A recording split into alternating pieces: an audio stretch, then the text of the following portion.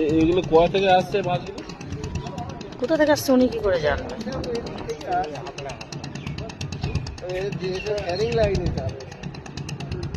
ক্যানিং লাইনে যাবে এ বাবা, সে তো অনেক টাইম লাগবে, যেভাবে যাচ্ছে আস্তে আস্তে। উপরে ঘরটা করে রয়েছে দেখো। ও বাবা, দেখো কয়েক হাজার বাঁশ যাচ্ছে, আর বাঁশটাকে ও কয়েক লাখ বলছে। কি সুন্দর ভাবে নিয়ে যাচ্ছে দেখো, আর কি আস্তে আস্তে যাচ্ছে। এই যে কতদিন লাগবে সেখানে পৌঁছাতে ঠিক নেই, কিন্তু দেখতে কিন্তু খুব সুন্দর লাগছে। আর ঘর করে আছে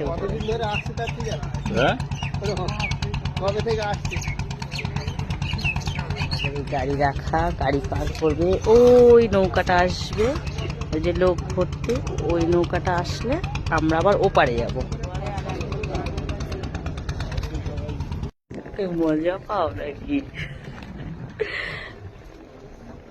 আমরা এখন নৌকায় উঠে অনেক বছর পর গ্রামের বাড়িতে যাচ্ছি, মানে মামার বাড়িতে। কি ভালো লাগছে দেখো, এই সবুজ পরিবেশ ভীষণ ভালো লাগে। খুব আমার তো ভীষণ ভালো লাগে। তোমার ভালো লাগছে না? হ্যাঁ সেটা বলো। মাথা নাড়লে তোমার মাথা নাড়া কেউ দেখতে পাবে।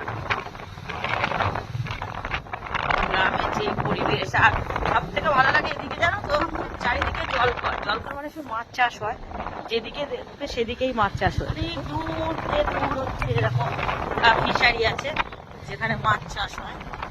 দুই পাশ দিয়ে তোমরা দেখো, দুপাশেই আছে, তার মাঝখান দিয়ে রাস্তা, রাস্তার পাশ দিয়ে দু একটা ঘর দোকান আছে, কিন্তু তো আমরা এখন চলে এসেছি জেলেখালি। আর জেলেখালি মনে হয় আমরা এখন জেলেখালি ব্রিজে উঠে গেছি। আর গাড়ি দেখো, এখন কেউ আর হাঁটে না, সব বাইক। আমরা এই নদী পার হয়েছি একবার না, অনেকবার পার হয়েছি। আর এখন ব্রিজটা হয়ে গেছে, একবার পার হয়েছি। এখন দেখো চলো চলো, এখন খুব ভালো লাগছে। ব্রিজটা ওই পারটা করে দিলে আরো ভালো হতো। কি ভালো লাগছে, মামার বাড়ি যাচ্ছি, আবার এই নদীটা পার হতে হলো না, এই নদীটা ব্রিজ হয়ে গেছে। তুমি করো না? আর আমার বোনের ছেলে এখানে দাঁড়িয়ে থাকবে বললো, আমার মামা তো